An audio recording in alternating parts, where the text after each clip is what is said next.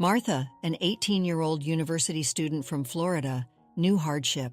Her parents divorced when she was 12, and she has lived with her mom ever since.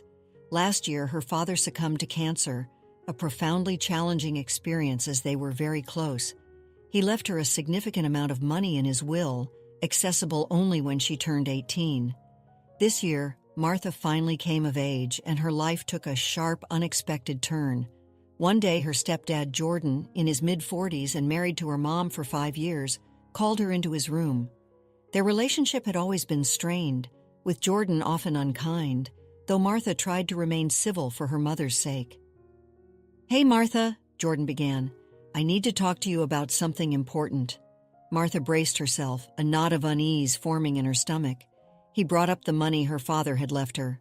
"You should give it to your stepbrother, Peter," he stated flatly. "He needs it for his college education. He wants to go to university just like you." Martha was floored. Jordan was asking her to give away her inheritance. I don't think I can do that, Jordan," she stammered. "This money was left to me by my dad. What if I need it in the future?" Jordan scoffed. "Don't be silly, you don't need that money, and even if you do, Peter needs it more." "I'm sorry," Martha replied, her voice firm despite the tremor in her chest. "But the answer is no." Jordan's face contorted with anger. "Martha, don't push me." "There's no need to get angry," Martha said, forcing her voice to remain calm. "I answered your question honestly. Saying no isn't meant to disrespect you, it's about setting boundaries.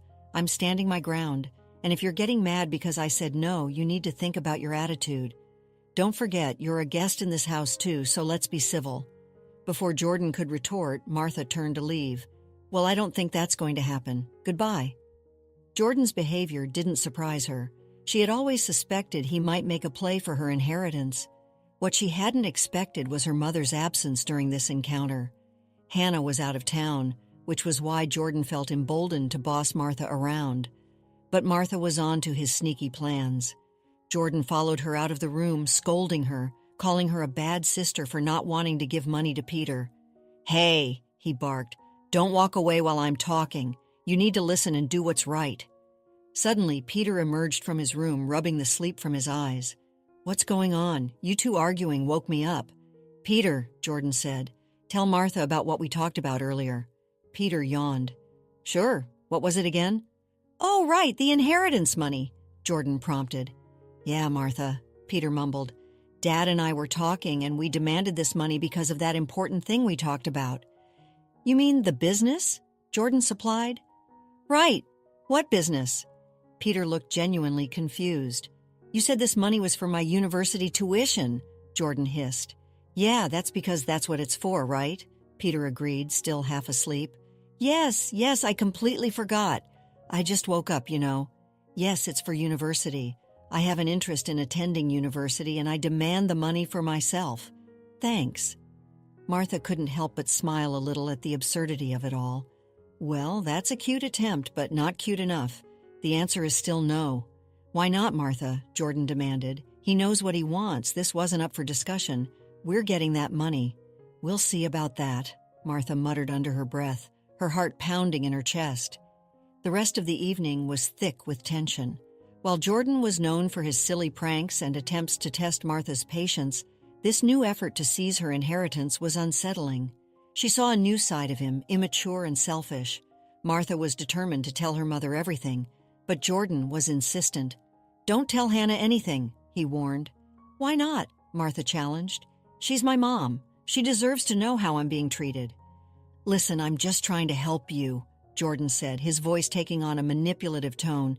"If you bring this up to her, she'll get upset at you for wasting her time and being selfish." "Well, Jordan, that's a risk I'm willing to take. I'm warning you, don't tell your mother." His voice was low and menacing, sending a shiver down Martha's spine. She had never seen him so worked up, especially over something like this.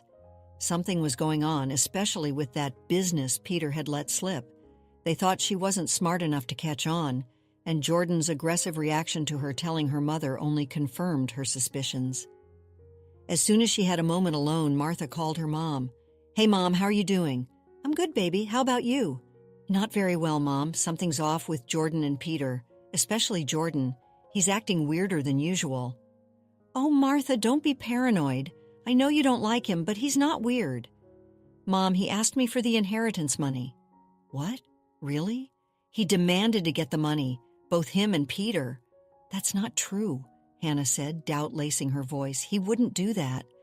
I know you love him, Mom, for whatever reason, but this is true. He said it's for Peter's education, but I think something fishy is going on. He even got pretty aggressive when I told him I'd tell you. I don't know, baby, Hannah sighed. I just feel like I need more proof. Don't worry, I'll get all the proof. Just wait and see. Even though her mother wasn't ready to fully believe her, Martha felt a surge of determination. She knew Jordan was up to something, and she wouldn't rest until she uncovered the truth. Late that night, driven by a need for answers, Martha used the family computer. To her surprise, Jordan had forgotten to log out of his email account. It was a careless mistake and one that Martha was prepared to exploit. Her heart skipped a beat as she saw a series of emails addressed to a woman named Gloria. These were no ordinary emails. They were filled with intimate messages, revealing an affair. Martha quickly took notes, her mind reeling. But the next discovery was even more disturbing. The emails went beyond mere infidelity. They outlined Jordan's plan to divorce Hannah and run away with Gloria. He bragged about how they would soon have a lot of money from a new business venture. Although Jordan wasn't foolish enough to disclose illegal activities in his emails, the tone was unsettlingly shady. Martha knew she needed more information. She decided to try to get something out of Peter, suspecting he might be less guarded than his father. The next day, with her phone recording their conversation, she approached him. Hey, Peter. Hello, Martha. You seem happy today. Why not? It's a beautiful day, Martha chirped, masking her true intentions. I have some questions for you. I've been thinking about what you and Jordan said, and I'm thinking about giving you the money. Hey, pause for a moment. Would you care to support us? Like this video and subscribe for more. Now let's dive back into the story. Peter's eyes widened. Really? That's great. I'll let him know. Not so fast, Martha interrupted. Before I give you this money, it is for your college, right? Oh yeah, right, Peter stammered. My college tuition, yes, right. Anyways, I need to be sure you're serious about getting this money. Yes, I'm very serious. Are you sure? And Gloria, is she serious? Gloria? Who's Gloria? Oh, she's, a student advisor for the college, Peter fumbled, his face flushed. Suddenly, Jordan appeared in the doorway. I don't appreciate you interrogating my son. I wasn't doing that, Martha retorted. I was just asking how my money would be used. Well, once you give someone money, it's not yours anymore, so it's not your business. Is that any way to speak to someone who's thinking of giving you money? Martha challenged. You're not thinking, Jordan snarled. You're giving me that money. If you don't, I'll kick you out. Martha was stunned, and it seemed Peter was too. Dad, this wasn't part of... Shut up. I'm the parent, and I make the rules. If you don't give me that inheritance money, you can leave. Martha chose not to say another word, but she was still recording.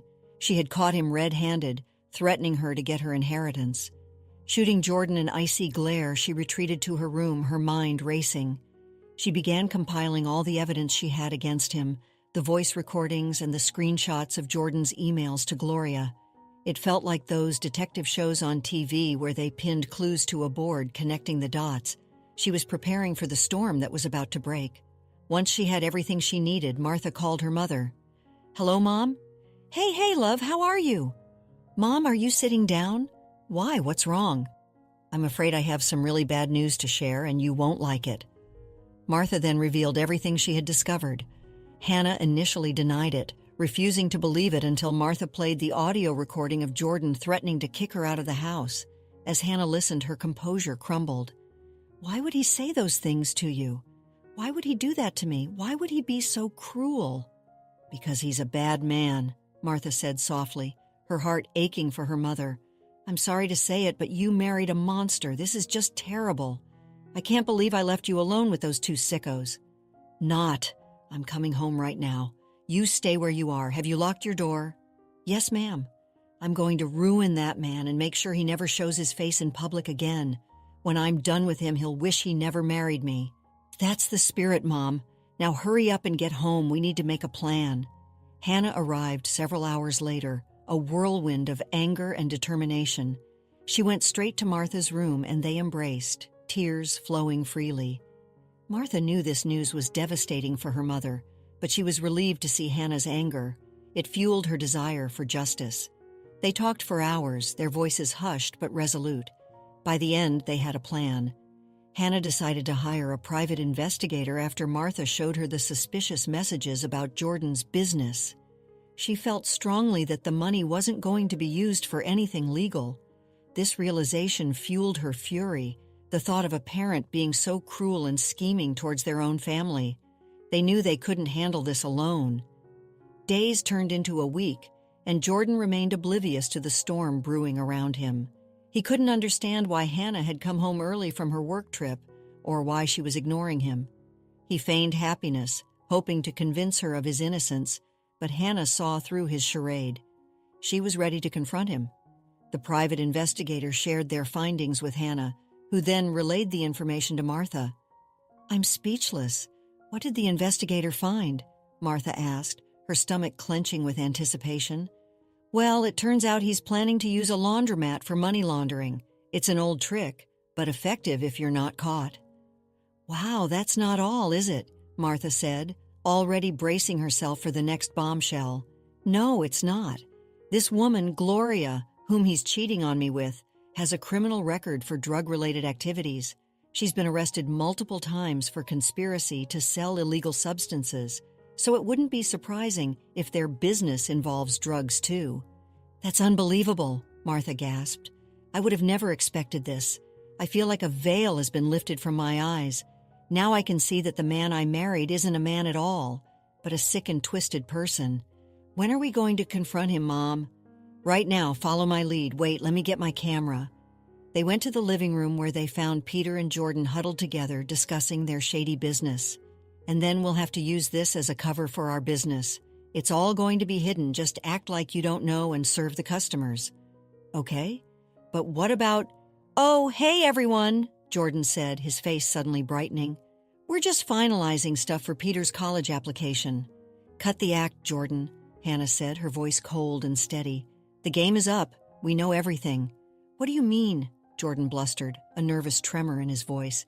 "Your innocent act won't work anymore. Smile for the camera." "Get that out of my face, you spoiled brat," Jordan snapped, glaring at Martha. "I mean Martha," Hannah corrected, her voice laced with venom. "We know everything, Jordan. Do you know how many years you'd spend in jail for planning these crimes?" "I don't know what you're talking about," Jordan stammered. "Maybe we should call Gloria and see what she has to say, huh?" "You two think you know everything. Gloria is just a friend." "Well, the explicit photos suggest otherwise," Hannah retorted.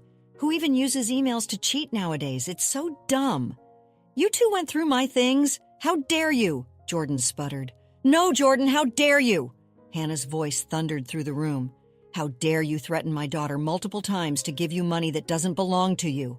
How dare you threaten to kick her out of my house? Are you sick in the head? How dare you put your son in your foolish schemes, endangering him? And how dare you plan to use this money for illegal activities? Now you've got nothing to say, huh? We know everything, and we're going to take you down." "Get that camera out of my face." Jordan lunged at Martha, but she dodged him quickly, fear flashing in her eyes. "You want to attack my daughter? It's like you want to go to prison. You're crazy. Do you think you know anything? You know nothing." "Yeah, we'll tell that to the police, who should be here any second now," Hannah said, a triumphant smirk spreading across her face. "Police! Yes, the police! Your behavior today makes me not want to call the cops, especially with how you're acting." At that moment, the wail of police sirens pierced the air, growing closer. Jordan's face drained of all color. The cocky smirk he usually wore, the one that suggested he was always the smartest person in the room, vanished. He was terrified. "Please, Hannah, you don't have to do this. I can explain everything." "Save it for the judge, you cockroach. You disgust me. And my Peter? Don't think you're off the hook for this. Both of you are getting arrested. That should teach you a lesson about mistreating my daughter and me. I know you're a kid, but you're old enough to know better. And for that, you need to be punished," Hannah added, turning her glare on Peter. "Yes, Mom, come on, Amber. Don't you think all of this is a bit too much?" Peter pleaded, his voice trembling. "On the contrary, it's not enough," Hannah declared. "How's our live stream, Martha?" "We've got over 3,000 people watching the live stream. This is going to be big."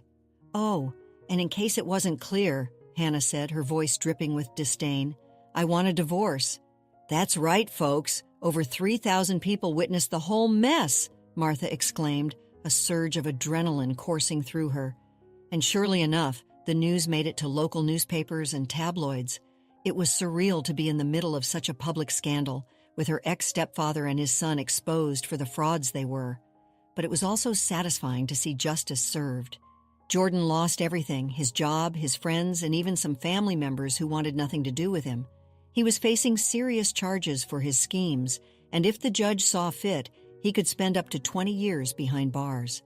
The police also found Gloria, who had been in hiding. She faced the same charges as Jordan.